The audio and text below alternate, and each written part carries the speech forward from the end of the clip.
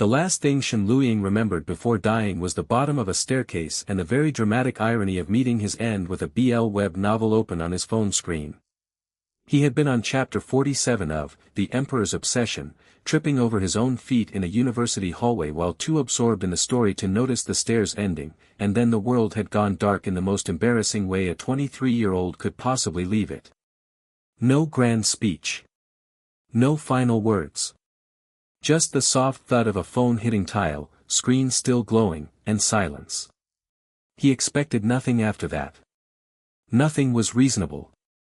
Nothing made sense. What he did not expect was to open his eyes inside a body draped in cream and gold silk robes, lying on a bed large enough to sleep an entire family, surrounded by the scent of burning sandalwood incense and the sound of palace birds singing somewhere beyond a latticed window. For exactly 4 seconds, Shen Luiying did not move. He simply lay there and performed a very calm, very internal survey of his situation, the way a person does when their mind has not yet caught up to the catastrophe their body has already landed in.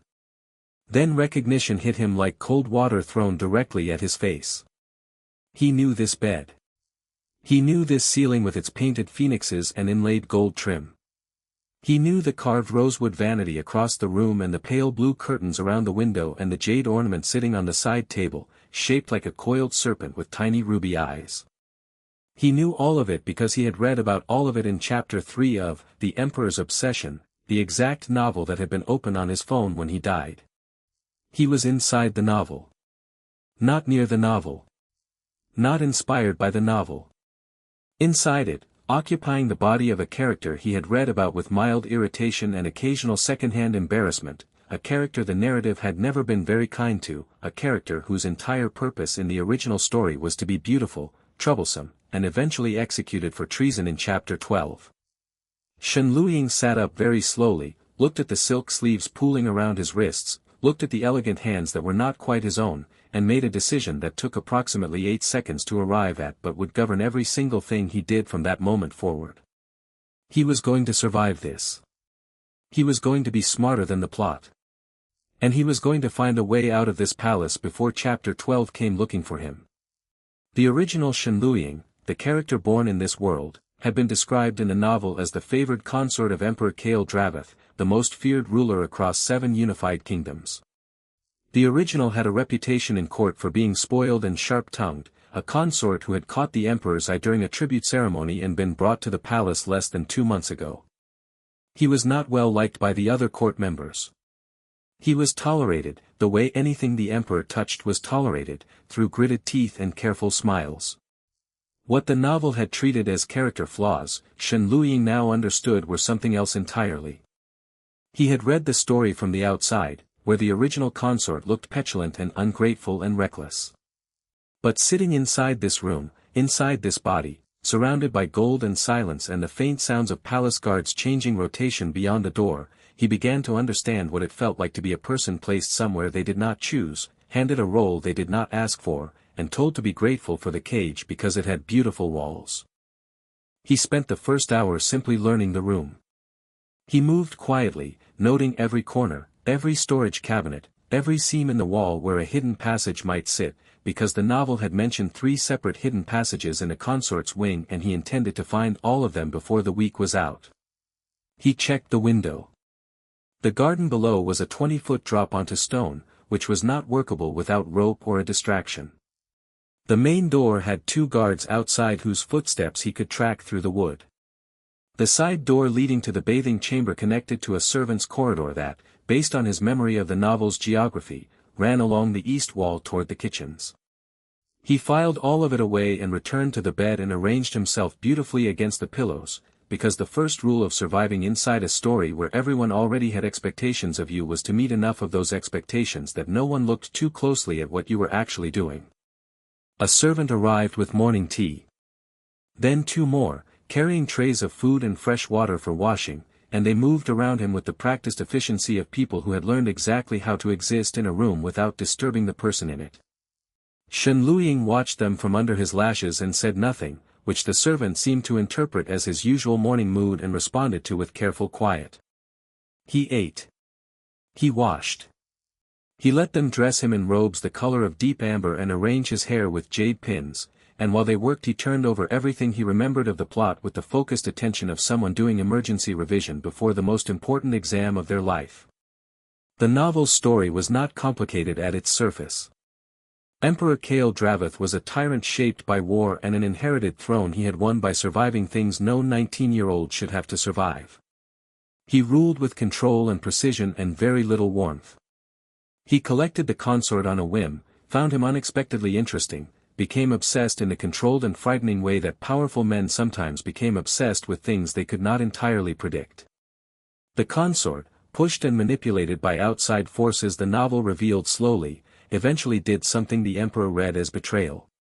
Execution followed. The story then pivoted to a different character as the main lead, and the consort's plotline was simply closed. What Shen Luiying had registered as reader frustration while going through those chapters was now a very clear alarm ringing at full volume inside his chest. Someone had set the original up. Someone had fed the original information and direction and pushed him into every act that eventually looked like treason. The novel had implied it without being direct about it, the way stories sometimes drop a thread they never quite pick back up, and Shen Luiying had mentally noted it at the time and then moved on to the next chapter. He was not moving on now. He needed to know who that someone was, and he needed to know it before they realized the person currently sitting in the consort's chambers was not the person they had been working with before. The answer arrived that same afternoon, wearing pale robes and a warm smile and carrying a personal gift of rare southern fruit, wrapped in cloth printed with small gold cranes. Prime Minister Aaron Voss was 31 years old and had the kind of face that people trusted before they finished taking a breath. He was elegant in the deliberate way of men who had spent decades choosing every word before it left their mouth, and he entered the consort's receiving room with the ease of someone who had done it many times, which told Shen Luiying immediately that Aaron Voss had enjoyed a level of access to these chambers that no prime minister should reasonably have. He sat across from Shen Luiying with the fruit between them and spoke in the soft, considerate tones of someone performing deep personal concern. He asked after his health. He mentioned with gentle regret that certain court members had been speaking unfavorably about the consort's growing influence with the emperor and that it would be wise to remain cautious. He spoke about the emperor's temper, about the delicate nature of palace politics, about how a person in the consort's position needed a real ally, someone with actual reach, someone who understood how the court moved and could keep him safe. Every sentence was an invitation. Every word was a door being held open and a hand being extended and a smile that said, simply, "Trust me, I am on your side." Shen Luiying listened to the entire speech with the expression of someone who was deeply touched, and offered soft agreement at the right moments, and saw every single thing the man was doing with a clarity that felt almost physical. Aaron Voss did not know that the person sitting across from him was not the original. He thought he was talking to a frightened, isolated young consort who had learned through these past weeks to depend on him. He thought he was tending a relationship he had already built, one that gave him a warm body in the emperor's inner circle who would pass along words and silences and small strategic pieces of information whenever Aaron Voss found it useful. The consort had been his tool. And Aaron Voss had come today to make sure the tool was still in good working condition. Shen Luiying smiled and thanked him for the fruit. After Aaron Voss left, he sat for a long time without moving.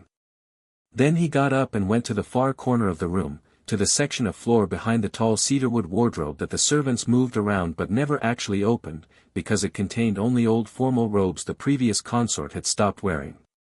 He pushed the wardrobe a few inches to the left, pressed his fingers along the seam between two floor tiles, and found the loose one on the third try. Beneath it was a small hollow, and in the hollow was a book bound in dark cloth. The original Shen Luiying had kept a journal. Shen Luiying carried it to the window where the light was best and opened it from the beginning. The handwriting was uneven in the early entries and became controlled and tight as the pages went on, the way handwriting changes when a person is learning to hide even the act of writing. He read every word without skipping, even when the entries were short, even when they were only a few lines of something that felt more like a person talking to themselves than recording anything for the record. What he found in those pages rearranged everything. The original had not been scheming. He had not been petty or reckless or blindly ambitious. He had been a 23-year-old who had been taken from his home, placed in a position with no real power and every appearance of power, and then slowly taught to fear the wrong things by a man who presented himself as the only safe direction to look. Every piece of defiance that had eventually shaped the original's reputation, every small act of disruption that had made him look difficult and disloyal to the court, had a conversation behind it that the journal recorded with careful detail. Aaron Voss suggesting. Aaron Voss framing.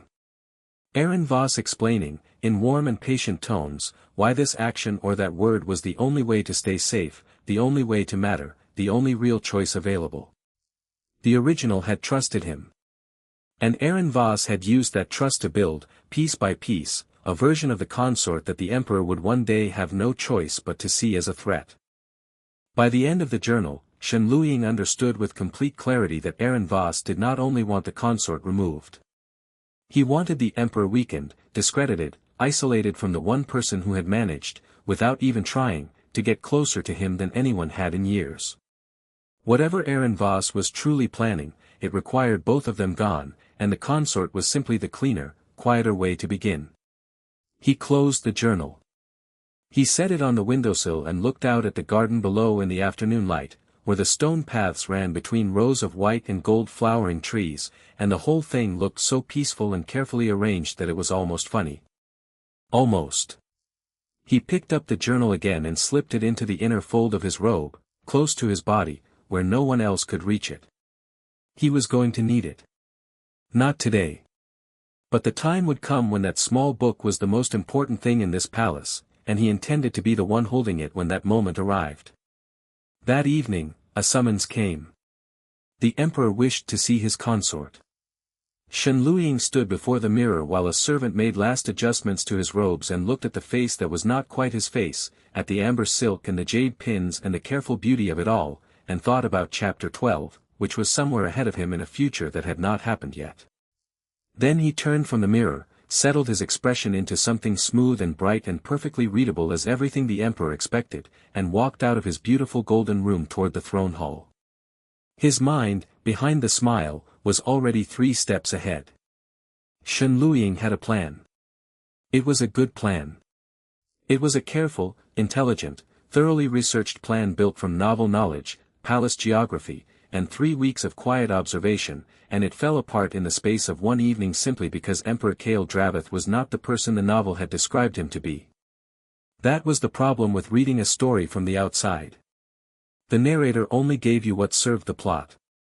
The narrator did not tell you that the tyrant king ate his meals in complete silence not because he was cold but because he had never once in his adult life shared a table with someone who was not either afraid of him or performing loyalty at him. The narrator did not mention that Kale Draveth had grey eyes that moved across a room the way a person's eyes moved when they had learned young that danger came from the directions you stopped watching. The narrator gave you the reputation and called it the man, and Shen Luying had believed it because he had no reason not to. He had reason now. The throne room at evening was lit by rows of hanging lanterns that turned everything amber and gold, and Kale sat not on the throne itself but at the long reading table to the left of it, surrounded by open maps and military reports and the general disorder of a man who worked the way he ruled, without delegating the things that mattered. He looked up when Shen Luying entered, and the look was not the cold assessment Shen Luying had braced for. It was something quieter than that. Something that belonged more to recognition than inspection. He gestured to the seat across from him and said nothing else, which meant Shen Luying sat down at a table covered in state documents with an emperor who then returned to reading them, and the two of them existed in the same silence for a stretch of time that was either deeply comfortable or deeply strange depending on which of them you asked. Shen Luying spent that silence cataloguing exits and watching Kale from his peripheral vision and trying to locate the monster the novel had promised him. He could not find it. What he found instead was a 27-year-old man who pressed 2 fingers against his temple when a particular report frustrated him, who had ink on the side of his right hand from writing corrections directly onto documents rather than calling a scribe, and who, without looking up or making any announcement of the gesture, pushed a plate of candied winter plum across the table toward Shen Luying because it was sitting closer to the emperor's side and that was apparently the kind of small thing Kale Draveth did without comment or ceremony. Shen Luying stared at the plate of candied plum for a moment longer than was natural. Then he ate one, because refusing felt more complicated than accepting, and looked out the window at the dark garden beyond, and quietly rearranged several assumptions he had been operating on. He did not stop planning to leave. He was very clear with himself about that. But he filed the candied plum away in a separate category from everything else, a category he did not name yet because naming it felt premature and also slightly dangerous. The days that followed moved in a rhythm that Shenluying had not anticipated. He had expected the palace to feel like a trap closing around him tighter each morning. Instead it felt more like a stage where everyone had memorized their blocking except him, and he was the only one quietly reading the script from the wings while pretending to perform it from the center. He attended small court gatherings when required and was perfectly gracious and said nothing that could be used against him. He walked the gardens in the late morning when the light was good and the guards on that rotation were least attentive, and he was mapping, always mapping, the space between one wall and the next. He also began to watch Aaron Voss the way you watched something you intended to eventually dismantle. The Prime Minister visited twice more that week, each time with gifts and conversation that felt like a warm hand on the shoulder and was actually a hand checking that the mechanism it had built was still running. Shenluying performed the expected version of himself flawlessly during those visits, and afterward stood at his window and turned over every word Aaron Voss had said, separating what was information from what was misdirection, what was a genuine slip from what was a planted detail. The man was precise and he was patient, and he had been running this particular strategy for long enough that it had grooves worn into it. That was his weakness. He expected predictable responses because he had gotten them before. He did not know he was no longer talking to the same person. The first escape attempt happened on a Tuesday, or what passed for Tuesday in a world that did not use that name for it. Shenluying had identified a window in the servant rotation that lasted approximately 11 minutes, during which the eastern corridor connecting the Consort's wing to the outer storage courtyard was unwatched. He had bribed the younger of the two chamber servants, a boy of 19 named Pell who had a gambling debt and the kind of nervous eyes that meant he needed the money more than he needed the loyalty. He asked Pell to leave a specific side door unlatched and to be elsewhere during those 11 minutes. Pell agreed. Pell took the money. Pell then went directly to General Caius Rath and reported the entire conversation. Shenluying did not know this until he arrived at the side door and found it latched, and turned around to find General Caius Rath standing in the corridor behind him with the particular expression of a man who was deciding how to begin a sentence he had not rehearsed. Caius was 29 and broad-shouldered in the way of someone who had earned the wit through actual use rather than appearance, and he had a scar along his left jaw that the novel had mentioned once and then forgotten about. He looked at Shenluying in the dim corridor light and then, to Shenluying's considerable surprise, he did not arrest him or call additional guards or say anything at the volume a person would use if they intended to make the situation official. He said, quietly, that the eastern courtyard was currently being used by 3 of Aaron Voss's personal attendants who were present there every evening without a documented reason, and that any consort discovered in that space after hours would find himself with a problem significantly larger than an escape attempt. Then he said that not every person in this palace was an obstacle, and that some exits were more dangerous than they appeared, and that he would suggest returning to his chambers before the rotation changed. Then he stepped aside. Shenluying walked back to his chambers with careful unhurried steps and a very distinct internal sensation of a person who had just been saved by someone they had not asked for help from and did not yet know what to do with.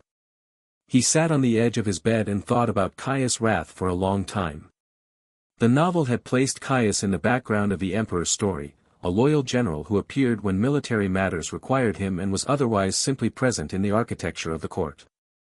What the novel had not given him was this, a man who noticed Aaron Voss's attendance in an unscheduled courtyard at night and said nothing official about it while saying something entirely significant in a corridor where no one else could hear.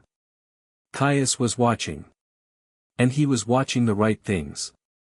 The fever came at the end of that same week, arriving with no particular warning beyond a morning where the light through the window felt sharper than it should and the sandalwood incense that normally sat pleasantly in the air felt instead like it was pressing against the inside of his skull.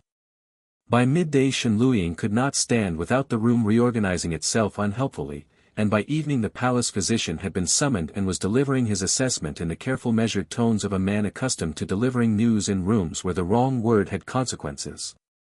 He expected, in the abstract way of someone who had read enough stories to know how these scenes generally went, that the emperor would be informed, would send appropriate well-wishes through appropriate channels, and would otherwise remain where emperors remained, which was at a functional distance from inconvenient illness. He did not expect to wake in the deep part of the night to find Kale sitting in the chair beside his bed. Not standing. Not looming with imperial concern that required acknowledgement and performance. Sitting, in the way a person sat when they had been in a chair long enough that the formality had worn off, one arm resting on the chair's side and his head angled slightly down in the loose architecture of someone who had fallen asleep without intending to. He was still in his formal state robes, the dark ones with the silver thread that he wore for evening audiences, which meant he had come directly from something official and had not left to change and had simply stayed. Shen Luiying lay still and looked at him for a long time in the dark. Outside the window, the palace grounds were quiet. One of the garden birds made a distant sound and stopped. The lantern on the far table had burned down to a low amber glow. And Kale Draveth, ruler of 7 kingdoms, architect of enough military campaigns to fill several history volumes, sat asleep in a chair beside a sick consort's bed because apparently that was a thing he did when the situation called for it, or perhaps simply because nothing in his nature allowed him to send concern through a messenger when he could be present himself. Shen Luiying closed his eyes again and tried to locate the clean and practical response to this information. He turned it over the way he turned over everything, looking for the angle that served his plan, looking for the way to file this into the category of things that did not matter because the only thing that mattered was getting out. He could not find the angle. The image kept sitting there, simple and unstrategic, a man asleep in a chair because he chose to stay. He did not let it mean too much. But he stopped actively trying to mean nothing to himself about it, which was a small and significant shift in the internal architecture of how he had been operating. In the days following the fever, as he moved from the heavy weakness of real illness back toward himself, Kale began to appear in ways that had no official justification. Not dramatically. Not with announcement. He would be in the garden at the same hour Shen Luiying walked it, standing near the white flowering trees with a document he was reading, and he would look up when Shen Luiying arrived and say nothing immediately, and eventually one of them would say something about the weather or the document or the particular way the morning light was falling on the stone path, and the conversation would happen from there without either of them deciding to have it. They talked about small things first. The kind of small things that had no political content and therefore no risk, the quality of the kitchen's autumn recipes, the behavior of the palace birds, a recent court performance of traditional music that Kale had clearly found painful to sit through and was describing with the controlled diplomatic language of a man who could not technically say that something was bad but had many precise words for what specifically had not worked about it. Shen Luiying laughed at that. A real laugh, not performed, not calculated, just the natural response to watching the most feared man in 7 kingdoms deliver a meticulous and carefully worded takedown of a court musician's timing while maintaining complete imperial composure. He laughed and Kale stopped talking and looked at him with an expression that was not quite readable, something that sat between surprise and stillness, like a person who had heard a sound they had not been expecting and were not yet sure what to do with the fact that they liked it.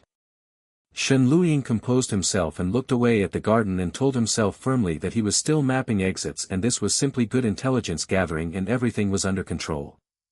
2 things happened inside him that he did not fully account for during that period. The first was that he began to read Kale the way he had read the palace, looking for the structure beneath the surface, the real geography of the person rather than the reputation. What he found was a man who had been handed a war at 19 and had survived it by becoming the most controlled person in any room he entered, and who carried that control the way someone carried a shield they had forgotten how to put down even when the fight was over. The coldness was not indifference. It was the architecture of someone who had learned that losing composure cost lives, and had never found a situation yet that taught him it was safe to lay it down. Until, apparently, now. Until gardens and morning light and conversations that began about nothing and ended somewhere neither of them had planned to go. The second thing that happened was quieter and more inconvenient. Shen Luiying stopped looking at the exits constantly. Not entirely. He was not reckless and he was not naive and he still knew what Chapter 12 meant and where he stood in relation to it. But where before every room had been assessed first for escape and second for everything else, the ratio began, slowly and without announcement, to shift. He noticed the exits. He also noticed other things. The way the afternoon light moved across the garden. The particular silence of the palace just before dawn. The feeling of sitting across a table from someone who was not performing at him and did not require him to perform back. He noticed that he was becoming comfortable, and he treated that information with the appropriate level of alarm, and then he sat with it anyway because alarm had not changed anything yet and comfort, however inconvenient, was simply where he was. It was Caius who came to him quietly one afternoon while Cale was in military council and said, with the same low economy of words he had used in the corridor, that Aaron Voss had recently sent a private courier to a contact in the eastern border region, and that the content of the message had not been logged through official channels. He said it the way a person said something they were not supposed to know, which meant he had a source somewhere in Aaron Voss's network that the Prime Minister did not know about. Shen Luiying looked at him carefully and asked why he was telling him this. Caius said that he had been watching the consort's chambers for longer than the consort probably realized, and that what he had seen did not match what Aaron Voss had been describing to certain court members in private. He said he was a man who trusted what he observed over what he was told, and what he had observed was a situation that was not what it appeared to be from the outside. He did not ask questions. He simply stood there and let the information land and waited to see what Shen Luiying would do with it. Shen Luiying understood then that Caius Rath had chosen a side, quietly and without fanfare, the way honest people sometimes chose sides, not because they were asked to but because they had looked at the shape of things long enough that the right direction became simply obvious. He was still sitting with all of this, with Caius and the Eastern Courier and the slowly shifting arithmetic of his feelings about a man who left candied plum on tables without explanation, when the court gathered for a formal afternoon session 3 days later and Aaron Voss stepped forward with a sealed document in his hands and a sorrowful expression arranged carefully across his face. The document, he informed the court in his warm and regretful voice, contained evidence that the emperor's favored consort had been sending encoded messages to agents operating on behalf of a rival kingdom. The charge was treason. The evidence, he said, was thorough. Every eye in the room moved to Cale. And every eye in the room watched to see what the tyrant king would do with a beloved consort standing accused of the one thing an emperor of his history and his temper could not be expected to forgive. Shen Luiying stood very still and felt the weight of Chapter 12 arriving early, ahead of schedule, wearing Aaron Voss's careful smile. The silence that followed Aaron Voss's announcement was the kind that had weight to it, the kind a room full of people produced when everyone stopped breathing at the same moment because the air itself had shifted into something that required careful handling. Every court noble stood arranged in their positions with the particular stillness of people who understood that what happened in the next few seconds would determine how they needed to rearrange their alliances before tomorrow morning. Aaron Voss held the sealed document with both hands, his expression settled into the practiced texture of a man performing reluctant duty, someone who had uncovered something painful and brought it forward only because his loyalty to the throne demanded nothing less. It was a masterful performance. Shen Luiying, standing where the court had placed him the moment the accusation left the Prime Minister's mouth, recognized every layer of it and could do nothing in that moment except stand still and let it happen around him. He did not look at Cale immediately. He looked at the floor in front of him, at the pale stone with its inlaid pattern of interlocking cranes, and he counted the seconds the way a person counted them when they were using the counting to stay calm, one number per breath, breath slow and even and deliberate. Then he looked up, because not looking would have been its own kind of statement, and found that Cale was already looking at him. Not at the document. Not at Aaron Voss. At Shen Luiying, with those gray eyes that had learned to read rooms the way generals read terrain, and the expression on his face was not the eruption Shen Luiying had braced for and not the cold judicial blankness he might have expected from a man with Cale's reputation. It was something far more deliberate than either of those things. It was the expression of a man who had already made a decision and was simply waiting for the room to catch up to it. Cale looked at the document in Aaron Voss's hands for exactly as long as it took to extend his own hand and have it placed there. He looked at the seal, which he did not break.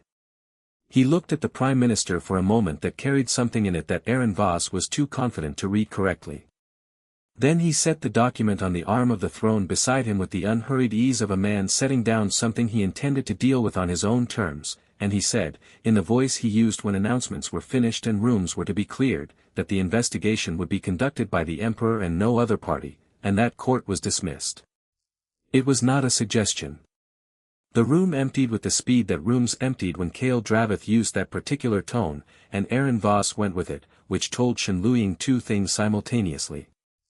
The first was that the Prime Minister had not expected this response and needed time to recalibrate. The second was that he was not frightened, which meant he believed his evidence was airtight enough to survive whatever process the Emperor intended to run. He was wrong about that. But he did not know it yet. Shenluying was escorted back to his chambers not by the usual palace attendants but by Caius Rath personally, who said nothing during the walk and did not need to. His presence was the statement. He took a position outside the chamber door after Shenluying entered, which meant that whatever happened next would not include any unauthorized visitors arriving to manage the situation before Kale could. Shenluying sat in the chair by the window and looked at the garden below and let himself feel, for exactly 2 minutes, the full weight of how close the edge was. 2 minutes was enough. He had never been someone who could afford to sit in fear for longer than it took to understand it, and understanding it now meant understanding that Aaron Voss had moved faster than expected, which meant something in the Prime Minister's larger plan had a timeline pressure that Shenluying had not yet identified. People accelerated when they were afraid of losing their window. Something was coming that required the consort to be removed before it arrived. He filed that away and stood up and went to the wardrobe where the original consort's journal was still tucked into the inner pocket of a robe he had not worn since finding it. He took it out and held it and then put it in plain sight on the table by the window, because the time for keeping it hidden had ended. Its value now was not as a secret. Its value was as evidence, and evidence was only useful when it was shown to the right person at the right moment. Kale arrived as the afternoon light was beginning to shift toward early evening, and he came alone, which was its own significant detail because emperors did not move through their own palaces alone without intention behind it. He closed the door.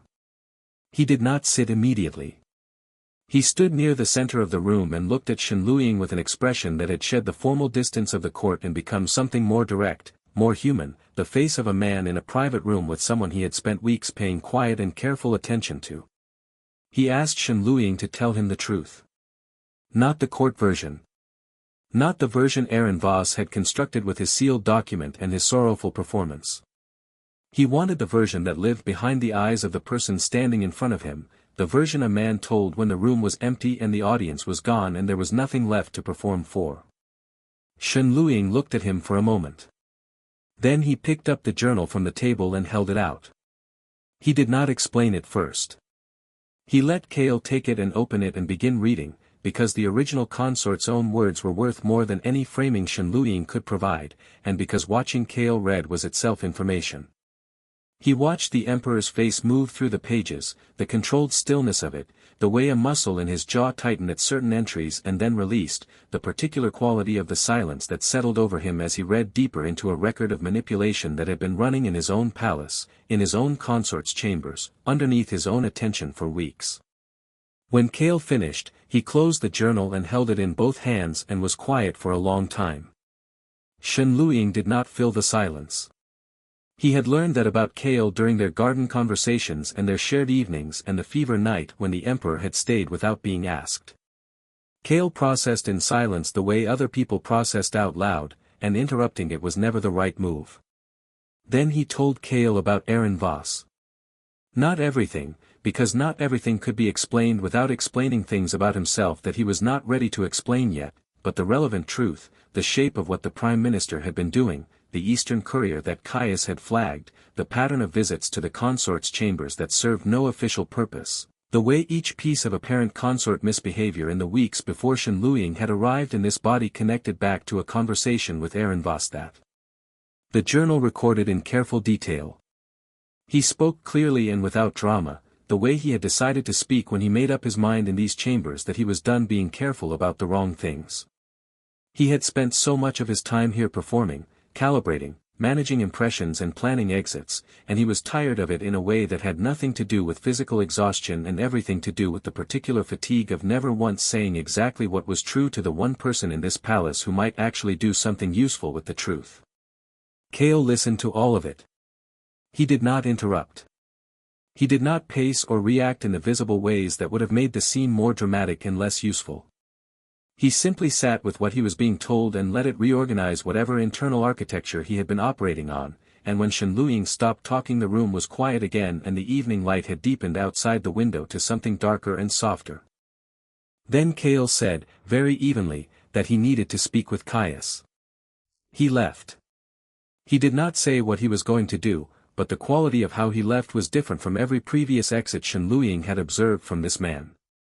There was a direction in it, a precise and forward-moving intention, the way a person walked when the decision had been made and the only remaining task was execution. What followed over the next several days was something Shen Luying understood mainly through Caius, who appeared each evening with brief and careful updates delivered in the corridor outside his door. Kale had not confronted Aaron Voss. He had done something considerably more effective. He had given the Prime Minister exactly what Aaron Voss needed to believe the situation was developing in his favor, which was the appearance of an emperor distracted by personal grief over a beloved consort now under suspicion, too emotionally compromised to be watching the edges of his court with his usual attention. Aaron Voss believed it because he had been expecting it. He had planned for it. A tyrant undone by his own obsession was the story the Prime Minister had been writing from the beginning, and he recognized the shape of it appearing in front of him and took it as confirmation that his strategy was working.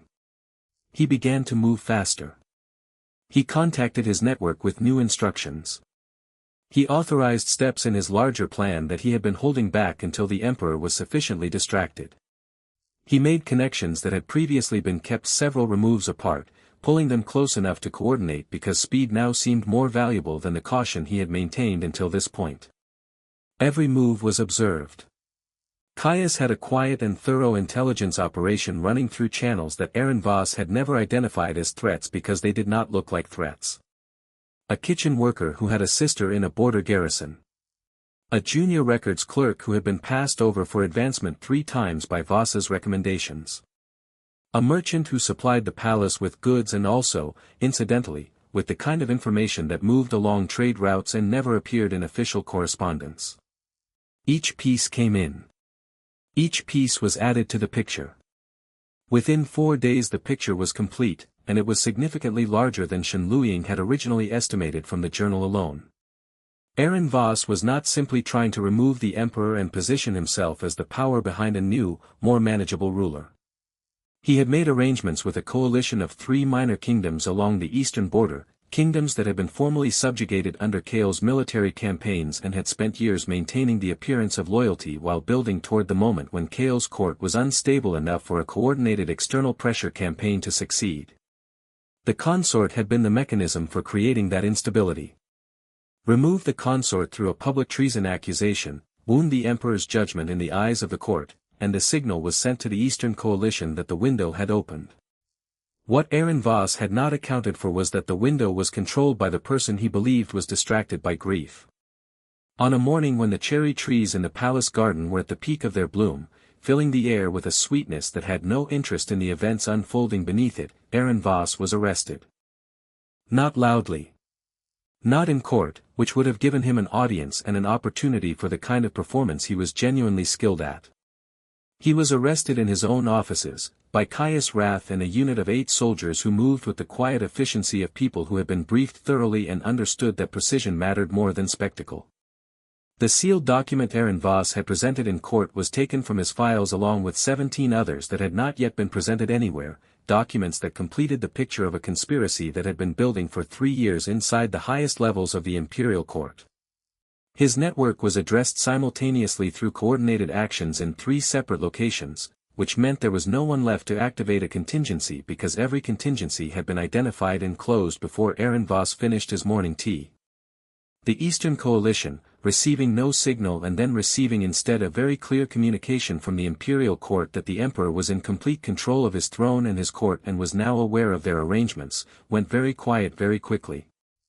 That quietness would require its own handling in the months ahead, but it was a diplomatic problem rather than a military one, and diplomatic problems of that variety were considerably more manageable than the alternative.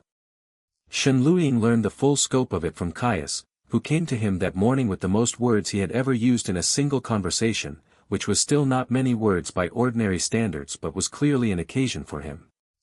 He listened to everything and then sat for a while with the reality of it, the enormous, complicated, almost absurd reality of a 3-year conspiracy dismantled in 4 days because one tired, reincarnated young man had decided to stop hiding the truth from the only person with the actual power to do something about it. He went to the garden afterward because the garden was where things settled for him, where the space between one thought and the next had enough room to breathe. The cherry trees were extraordinary that morning, white and soft pink against the pale sky, petals drifting down onto the stone paths in small unhurried clusters that collected along the edges of the walkway like something the garden had been saving for a significant moment. He stood among them and felt, for the first time since waking up in silk robes in a bed that was not his, something that was not strategy or survival calculation or performance. It was simpler than those things and considerably harder to categorize. It sat in his chest in the space where constant vigilance had been living for weeks, and it felt, with strange and inconvenient accuracy, like the specific exhale of a person who had been holding their breath for a very long time and had finally, without quite deciding to, let it go. Cale found him there. He came without announcement, without attendance, in a simpler version of his usual dress that made him look less like an emperor and more like a man who had chosen the garden over the throne room for reasons that had nothing to do with official business. He walked the path to where Shenluying was standing and stopped beside him, and they were quiet together under the cherry trees in the way they had become quiet together in other places across the weeks behind them. Then Cale said that he owed him an honesty in return. He said it without preamble, the way he said most things that mattered, without building toward them or decorating them with language that made them easier to deliver. He said that he had known, from early in the weeks of their garden mornings and evening tables, that the person sitting across from him was not entirely the person the court had described. He had not known what that meant or how to name it. But something in the way Shenluying moved through the palace, the precision of his attention, the careful management of his expressions, the particular quality of his intelligence that surfaced in sideways moments when he forgot to keep it entirely contained, had told him that there was a version of this person that the official story did not account for. He said he had not pressed because pressing was not the same as trusting, and he had wanted, without entirely understanding why, to offer something closer to trust than he knew how to offer most things. Shenluying listened to this and thought about how to respond to a man who had just told him, in the precise and undecorated language of someone who did not speak carelessly, that he had seen more than he was supposed to see and had chosen to wait rather than demand. He said that he was not entirely who he appeared to be. He said it simply, without the specific details that would have required explanations he was not prepared to give, but with enough truth in the direction of it that the statement was real rather than managed. Cale looked at him for a moment. Then he said that he was aware, and that it had not changed any of the conclusions he had arrived at. The cherry blossoms continued their slow drift down onto the stone path. Somewhere in the upper branches a bird moved, and the petals shook loose in a small shower of white and pale pink that scattered across the walkway between them. Shenluying looked at it all and said, with the honesty of someone who had decided that careful was no longer the only way to be, that he was still not certain he had chosen any of this. The palace, the title, the whole enormous complicated situation he had landed in without a map or a warning or any reasonable preparation. Cale said quietly that he knew that. He said that he could not change the beginning of it, and that the past they were standing behind was neither clean nor simple and he would not pretend otherwise. But he said that what he wanted, if Shenluying was willing, was to find out what it looked like when neither of them was managing something. When neither of them was performing or protecting or operating at the controlled distance that survival had required of both of them for longer than it should have. Shenluying was quiet for long enough that the silence had a texture to it, full and considering rather than empty. Then he said, "Fine." But he was keeping the emergency exit map he had drawn from memory during his second week in the palace. It was a very good map and he had put genuine effort into it and he was not giving it up on principle. Something moved across Cale's face that was not quite a smile and was also undeniably one, a slow and unfamiliar arrangement of his expression that suggested the muscles involved had not been used in this particular configuration in quite some time. It was the most startling thing Shenluying had seen in this entire world, more startling than the throne room and the court and the conspiracy and the cherry blossoms, because it was small and real and not performing for anyone. He looked away at the garden before it could do anything irreversible to his composure. They stood there together under the flowering trees as the morning moved around them, two people who had arrived at the same quiet place from entirely different directions, carrying entirely different histories, neither of them entirely sure what happened next and both of them, without having agreed to it, willing to find out. The map stayed in Shenluiying's inner robe where he had always kept it. He did not take it out. He also did not go looking for exits. Not today. If you have been watching this story unfold from the beginning, rooting for Shenluying every time his plans fell apart and quietly hoping Kale would turn out to be worth the trouble, then you already know that the best stories are the ones that earn their endings one honest moment at a time. Share this video with someone who loves a romance that fights for itself. Subscribe to the channel so you never miss the next story, because there are more worlds, more second chances, and more impossible loves waiting right around the corner. Leave a comment below telling us which moment in this story stayed with you, and come back for the next chapter of whatever comes next.